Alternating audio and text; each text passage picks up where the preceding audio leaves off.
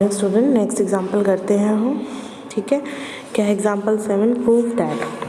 Proof करना है हमें लोकस ऑफ द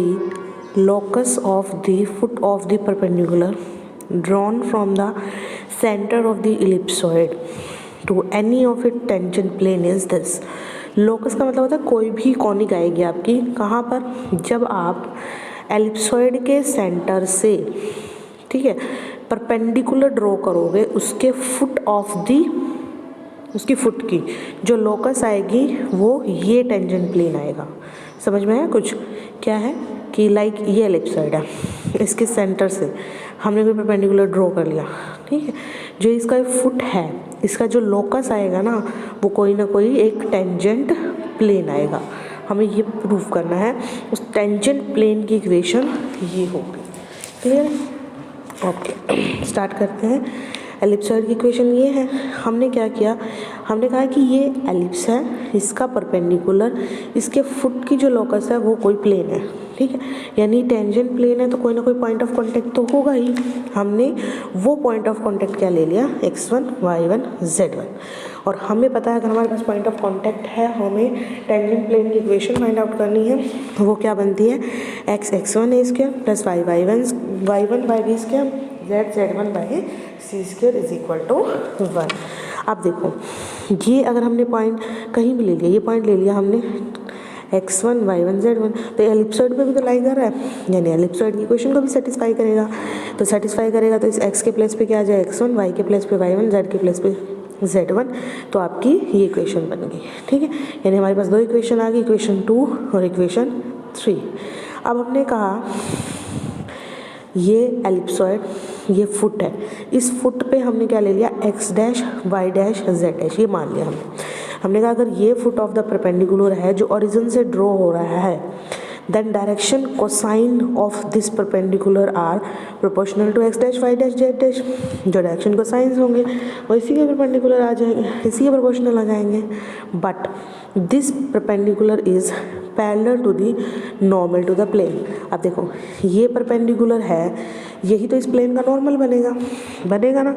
अगर इसके अलावा कोई और परपेंडिकुलर हो गया जो प्लेन का परपेंडिकुलर है, ये तो आपका ओरिजिन से ड्रॉन है परपेंडिकुलर वो है, लेकिन अगर मैं प्लेन का नॉर्मल ये लूँ तो उसके पैरेलल होगा। अगर इस प्लेन के नॉर्मल के पैरेलल होगा तो दोनों के डायरेक्शन कोसाइंस क्या होने चाहिए, प्रोपोर्शनल होने चाहिए। जबकि इस वाले डायरेक्शन कोसाइन क्या है, x dash y dash z dash, और इस नॉर्मल के यानी प्लेन के नॉर्मल के डायरेक्शन कोसाइंस कहाँ से निकलेंगे, यहाँ से। क्या होगा, प्लेन की इक्वेशन क्या होती है हमारी, Lx my nz is equal to 1, जहाँ पे L M N क्या होते हैं, डायरेक्शन कोसाइन। कंपैरिजन कर लो तो L की वैल्यू क्या आएगी, x1 बाई स्क्वायर, M की value y1 by b square, N की value z1 by ski square. यही आ गया आपके पास। क्लियर है यहाँ तक? यानी दोनों का रेशियो निकालने प्रोपोर्शनल है, यानी x1 बाई ये परपेंडिकुलर के डायरेक्शन को साइन है और ये नॉर्मल के, तो x dash by x1 by square, y1 by b square, z dash by z1 by c square equal to k। यहाँ से x1 y1 z1 की वैल्यू निकल सकती है कैसे, दो कंपैरिजन कर लो, ये यहाँ से क्रॉस मल्टीप्लाई करो। सबसे पहले क्या आएगा, x dash is equal to k x1 by a square. हमें क्या निकालना है, x1 ये निकालना है, तो ये रेसिप्रोकल हो जाएगा, a square x dash by k is equal to x1, same y1 same z1। ठीक है, अब ये पॉइंट्स हमने इक्वेशन 3 में पुट करने हैं। इक्वेशन 3 क्या थी हमारे पास, ये इक्वेशन 3। यहाँ x1 y1 z1 की वैल्यू रखना, x1 y1 z1 की वैल्यू रखेंगे तो a square x dash square by a square b square y dash by k, इसके बाई के है के बाई बी स्क्वायर इसका square plus c square z dash by k square upon c square. यहाँ A4 होगा, square का square है ना, ए square नीचे है तो ए स्क्वायर रह जाएगा, यानी आपकी इक्वेशन क्या आएगी, a square x dash square by k square b square y dash square by k square c square z dash square by k square is equal to 1। ये के स्क्वायर कॉमन आ जाएगा सब में और मल्टीप्लाई हो जाएगा, तो आपकी इक्वेशन ये बन जाएगी। हमें क्या करना है, अब हमने क्या कहा, as the point x dash y dash z dash lies on the two पे भी लाई कर रहे हैं। टू पे कैसे लाई करें, टू क्या है, टेंजेंट प्लेन की इक्वेशन, और हमने कहा था ये फुट ऑफ द परपेंडिकुलर है, वो भी तो प्लेन पे लाई कर रहे हैं, प्लेन पे लाई कर रहे हैं तो इसको सेटिस्फाई करेंगे। तो सेटिस्फाई करेंगे तो आपने पुट कर दिए x dash x one by square, y dash y one by b square, z dash z one by c square is equal to 1। अब यहाँ भी x1 y1 z1 तीनों की वैल्यू पुट कर दी तो हमारे पास ये आ गया। यहाँ के प्लेस पे ये वैल्यू पुट कर दो तो हमारी टेंजेंट प्लेन की इक्वेशन आ गई। यही हमने प्रूफ करना था, यानी लोकस क्या आएगा हमारा ये। नेक्स्ट एग्जांपल खुद करना, नहीं होगा तो पूछ लेना, ठीक है। उससे नेक्स्ट करते हैं, ये इक्वेशन है हमारी director sphere of the conicoid. Director sphere of the conicoid x square plus y square plus z square is equal to 1/a plus 1/b plus 1/c। अगर इस कॉनिकॉइड की जगह एलिप्सॉइड आ जाता है तो आपकी इक्वेशन चेंज हो जाएगी। क्या बनेगी, x square plus y square plus z square तो वही है, एलिप्सॉइड में क्या आता है, a square plus b square plus c square. Normal क्या होगा आपके पास, नेक्स्ट डेफिनेशन है, the normal of at any point p of the surface is the straight line. एक स्ट्रेट लाइन होगी जो पी से पास होगी and perpendicular to the tangent plane at p. The normal at any point p of इस surface is the straight line. एक straight line होगी जो p से पासिंग होगी। Normal at any point P of its surface is the straight line passing through P and perpendicular to the tangent plane at P। जो P से ही पास होगी और tangent plane पे जब परपेंडिकुलर होगी वो भी कहाँ होगी, P पे ही होगी, तो वो क्या हो जाएगा हमारा नॉर्मल। इक्वेशंस ऑफ नॉर्मल करते हैं, इंपॉर्टेंट आर्टिकल है एग्ज़ाम के व्यू पॉइंट से, ठीक है जी। करते हैं,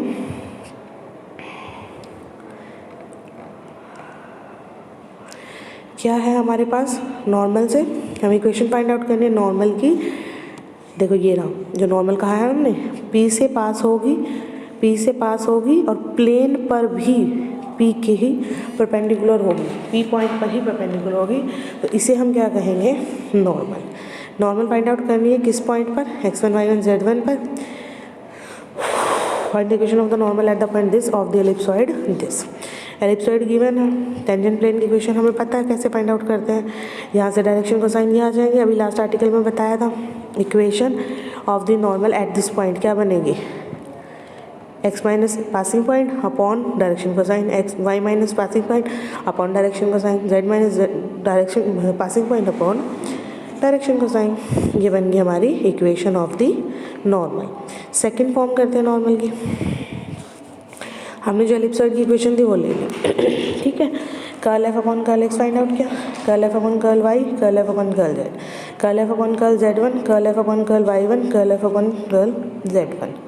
क्लियर है, हैंस क्या लिखा फिर, x minus x1 upon 1/2 to curl f1, curl f upon curl x1। ये कैसे कहा, देखो यहाँ पे क्या था, x1 बाई ए स्क्वायर, और हमने देखा curl f upon curl x1 भी क्या है, 2x1 बाई ए स्क्वायर। इसके प्लेस पे ये वैल्यू रखनी है तो क्या करूँ, 1/2 curl f upon curl x1 आ जाएगा। बस यहाँ से इसकी x1 बाई ए स्क्वायर की वैल्यू यहाँ से निकाल लेंगे, 1/2 curl f upon curl x1 बनेगी। सेम नेक्स्ट की कर देंगे तो ये सेकेंड फॉर्म आ जाएगी। थर्ड फॉर्म क्या होगी, अगर P is the length of the perpendicular है from the centre then on the tangent plane then P क्या बनेगा, हमें पता है अगर हमारे पास कोई प्लेन है Lx My Nz is equal to P है और हमें इस परपेंडिकुलर की इक्वेशन फाइंड आउट करनी है तो क्या होती है, upon L square M square N square होती है। यहाँ L M N की वैल्यू क्या है, x1 बाई ए स्क्वायर का whole square, y1 by b square का whole square plus z1 by c square का होल स्क्वायर, वही पुट किया है। तो यहाँ पे क्या है, ये P हो जाएगा हमारे पास। तो यहाँ से डायरेक्शन कोसाइंस कैसे बनते हैं फिर, L upon under root l square plus m square plus n square, comma M upon under root l square plus m square plus n square, comma N upon under root l square plus m square n square, वही क्या होगा, ये direction का sign होते हैं। हमारे पास L की value क्या है, x1 by a square, Y क्या है, y1 बाई बी स्क्वायर, और एन क्या है, z1 बाई सी स्क्वायर। ये वैल्यूज़ पुट कर दी हमने यहाँ पे, तो इक्वेशन ऑफ नॉर्मल ये बन जाएगी हमारी चेंज होके। क्वेश्चन करते हैं इसी based. Normal at any plane p of the ellipsoid this, किसी पॉइंट p पर, एलिप्सॉइड पर p पॉइंट में नॉर्मल है, meets the principal plane g1 g2 g3, shows that pg1 pg2 pg3 is equal to this. और अगर इनका square करके adding करें तो क्या आएगा, k स्क्वायर आ जाएगा। Find the locus of p का लोकस फाइंड आउट करना है हमें। तो हमने कहा कि जो प्रिंसिपल प्लेन्स हैं वो होंगे एक्स वाई। ये क्या है, इस तरह से है हमारे, लाइक प्लेन्स तो 3D में होते हैं, हम 2D में इस तरह से लेते हैं, ठीक है। एक 0, ये x y z। Principal planes क्या होगा, लाइक एक यहाँ पे हो जाए तो क्या हो जाएगा, x o y, y o z, like यहाँ एक हो जाए y o z, एक सेम यहाँ पे हो जाए, ठीक है। इमेजिनेशन करनी है, क्या होगा, x o z। तो तीनों क्या होंगे, ये प्रिंसिपल प्लेन्स, ठीक है। गिवन एलिप्सॉइड है, नॉर्मल p पॉइंट पे है, तो हमें पता है नॉर्मल की इक्वेशन क्या बनेगी, अभी लास्ट में फाइंड आउट की थी, x minus x1 upon p x1 by square, y minus y1 upon p y1 by b square, z minus z1 by p z1 by c square is equal to r ले लिया। r क्या है, distance of the point x y z from the p x1 y1 z1, ठीक है। तो यहाँ से इसको और इसको कंपेयर करो तो क्या आएगा, x minus x1 is equal to r p x1 by a square. तो x1 की वैल्यू फाइंड आउट करनी है तो क्या आएगी, सॉरी x की वैल्यू फाइंड आउट करनी है तो क्या आएगी, x1 plus p x1 by a square into r हो जाएगा। सेम y के लिए, सेम z के लिए, तो आपके पास ये इक्वेशन आ जाएगी, x y z हो गई यहाँ तक। उसके बाद अब हमें पता है this point lies on y o z। अगर y o z पे लेते हैं, यानी y o z ये लेते हैं o y z, तो यहाँ पर x क्या है, 0 है, x 0 है, तो x की वैल्यू क्या आई थी, x1 plus p x1 by a square into r is equal to 0 आ जाएगा। यहाँ से x1 की वैल्यू निकल जाएगी, सॉरी r की वैल्यू निकली minus a square by p, वही क्या हमारा pg1। सेम y की निकालेंगे, सेम z की निकालेंगे, एक pg2 हो जाएगा, एक pg3, तीनों का रेशोल करें तो ये तो कैंसिल हो जाएगा, a square b square c square, और दोनों का स्क्वायर करें, स्क्वायर कर दिया हमने, is equal to k square है, 1 upon p square is equal to this. p क्या है, परपेंडिकुलर है, length of the perpendicular from this on the tangent this, तो क्या बनेगी, p upon minus 1 upon under root l square plus m square plus n square, 1 upon p square ये हो जाएगा। दोनों को कंपेयर कर दो, इसको और इसको शॉर्ट आउट करेंगे तो आपके पास ये आ जाएगा लोकस। नेक्स्ट खुद करना, ओके, थैंक यू।